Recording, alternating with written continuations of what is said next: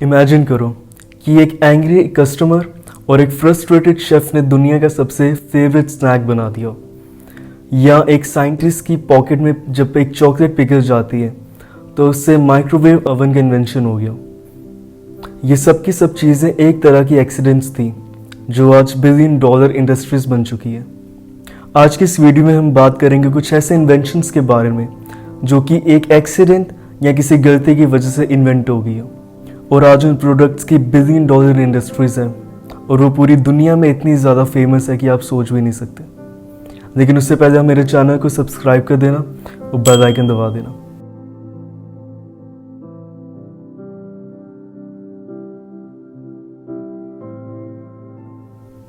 George क्रम जो कि मून्स लेक हाउस नाम के रिजोर्ट में एक शेफ के तौर पे काम करते थे। वहाँ पे एक रेगुलर कस्टमर आता था उनके पास और वो कस्टमर काफ़ी पिकी था।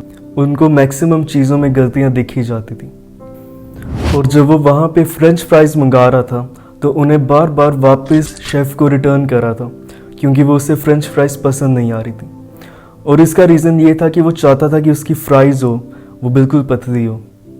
शेफ़ उसको हर बार पतला करके दे रहा था लेकिन उसे उससे भी पतली चाहिए थी। तो शेफ़ ने गुस्सा होकर उसे बदला देने का सोचा। उसने पोटैटो की छोटी छोटी थिन स्लाइसेस किए और उन्हें डीप फ्राई किया और वो बिल्कुल हार्ड हो गए और एकदम क्रिस्पी। और फिर उन्होंने वो उस कस्टमर को दिया। लेकिन हैरान की बात ये थी वो कस्टमर को इतने पसंद आए और जब उसने उस चीज़ की तारीफ़ की तो उस कस्टमर के आसपास जो बाकी कस्टमर्स बैठे थे उन्होंने भी वो सेम चीज़ ऑर्डर की और इससे इन्वेंशन हुआ पोटैटो चिप्स का। और दुनिया में पोटैटो चिप्स सबसे ज़्यादा बिकने वाला रेडी टू ईट स्नैक होता है और ये मैक्सिमम कंट्रीज़ में आपको मिल ही जाएगा और आपने बचपन से लेके अभी तक कितनी बार इसे खा लिया होगा। लेकिन कभी आपके दिमाग में ये नहीं आया होगा कि ये एक गलती से या एक बदले के तौर पे बनी हो, वो बदला जो उस शेफ़ ने उस कस्टमर पे दिया हो। पोटैटो चिप्स को पहले सैराटोगा चिप्स बोला जाता था। इस इन्वेंशन के बाद जॉर्ज क्रम था जिसने ये इन्वेंट किया था, उसने अपना खुद का रेस्टोरेंट खोला और आज पोटैटो चिप्स की जो मार्केट है वो 30+ बिलियन डॉलर्स की बन चुकी है और ये डे बाय डे ग्रोथ हो रही है इसकी। पर्सी स्पेंसर एक रेडार टेक्नीशियन थी वर्ल्ड वॉर 2 के टाइम पे। एक दिन वो एक रेडार मशीन के साथ बैठी थी और उन्होंने नोटिस किया कि उनकी पॉकेट में जो चॉकलेट रखा था वो अपने आप मेल्ट हो गया था और उन्हें रियलाइज़ हुआ कि जो रेडार मशीन जिसके साथ वो बैठी थी उस रेडार मशीन से माइक्रोवेव्स निकल रही थी और उन्हीं माइक्रोवेव्स की वजह से वो चॉकलेट मेल्ट हो गया। और उन्होंने सोचा कि क्या इस माइक्रोवेव्स को हम खाने को पकाने के लिए या गर्म करने के लिए यूज़ कर सकते हैं। और उन्होंने फिर एक्सपेरिमेंट्स करना शुरू कर दिए। सबसे पहले उन्होंने कॉर्न के दाने रखे जिससे कि पॉपकॉर्न बन गए। उसके बाद उन्होंने एग रखा और वो एग उसी टाइम फट गया। और इन सब चीज़ों का क्या रिजल्ट था?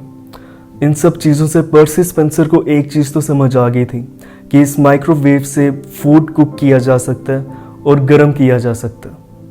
और फिर 1947 में पहला माइक्रोवेव लॉन्च हुआ। उसका वेट था 340 kgs और उसकी हाइट थी 6 फीट और उसकी जो कॉस्ट थी उस टाइम में वो थी $5,000। और ये माइक्रोवेव सिर्फ शिप्स और रेस्टोरेंट्स में यूज़ किया जा सकता था। और फिर 1967 में पहला डोमेस्टिक माइक्रोवेव लॉन्च किया जिसका प्राइस था $495। आज माइक्रोवेव की जो इंडस्ट्री है उसकी वैल्यू $90 बिलियन से भी ज़्यादा है। लेकिन पर्सी स्पेंसर को इस इन्वेंशन की वजह से सिर्फ $2 की रेस मिली थी उनकी सैलरी में, लेकिन लोगों ने इस इन्वेंशन से बिलियंस ऑफ डॉलर्स कमाए। डॉक्टर फ्लेमिंग एक बैक्टीरियोलॉजिस्ट थे। एक दिन वो वेकेशन पे गए और अपनी लैब वैसे की वैसी छोड़ के एकदम मैसी ओपन डिशेस और ओपन केमिकल कंटेनर्स वगैरह बिल्कुल भी देख सुन के नहीं गए। जब वो वेकेशन से लौटे और अपनी लैब में वापस गए तो उन्होंने देखा कि उनकी एक डिश के ऊपर फंगस ग्रो हो रही है और ये जो फंगस थी ये अपने आसपास की जो बैक्टीरिया की कॉलोनीज थी उनको मार रही थी। उन्होंने इस फंगस को आइसोलेट किया और इसे नाम दिया पेनिसिलियम नोटाटम। और जब उन्होंने उस फंगस के ऊपर रिसर्च और स्टडी की तो उन्होंने पाया कि ये जो फंगस थी ये एंटीबॉडीज़ बनाती थी बैक्टीरिया से फाइट करने के लिए। लेकिन फ्लेमिंग ने खुद इसे स्टेबल फॉर्म में नहीं बनाया। दुनिया का जो सबसे पहला यूजेबल पेनिसिलिन था वो अर्नस्ट चेन और नॉर्मन हीटली ने 1940s में दिया। और फिर वर्ल्ड वॉर 2 के दौरान इस पेनिसिलिन को मास प्रोडक्शन के लिए भेज दिया। 1945 में उन्हें नोबेल प्राइज़ दिया गया और इस पेनिसिलिन के यूज़ से 200 मिलियन प्लस लाइव्स बचाई गई।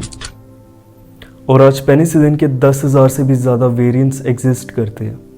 डॉक्टर पेम्बरटन एक वुंडेड वेटरन थे जो कि मॉर्फिन एडिक्शन से फाइट कर रहे थे और उन्होंने खुद दी एक ऑल्टरनेटिव टॉनिक बनाने की सोची जो कि उन्हें क्यूर करे फटीग, हेडेक और डाइजेशन इश्यूज से।